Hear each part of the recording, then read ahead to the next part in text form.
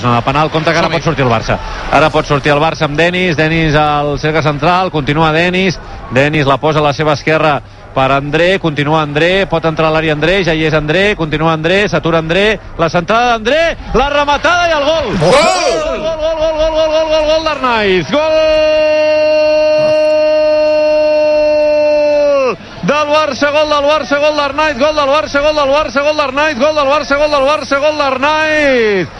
Excel·lent contraatac del Barça, contraatac de lliure pel carril esquerre, l'inicia Denis, es desdobla per la banda André, la passada de Denis per André Gómez, excel·lent conducció d'André Gómez, entra a l'àrea André Gómez, retall d'André Gómez, guanya la línia de fons André Gómez, la centrada d'André Gómez i la rematada a plaer d'Arnaiz per marcar el primer del partit.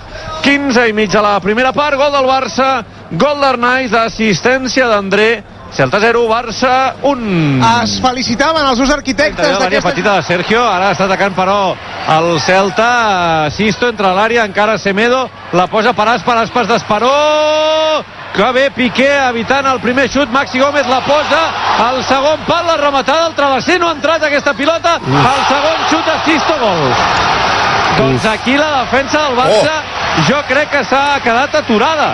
Hi ha hagut una primera rematada que ha impactat en el travesser i tothom s'ha quedat mirant Sisto, que no tenia angle però que ha provat el xut, li ha sortit una gardela descomunal, golaç de Sisto, golaç del Celta, 31 minuts de la primera part, Celta 1, Barça 1.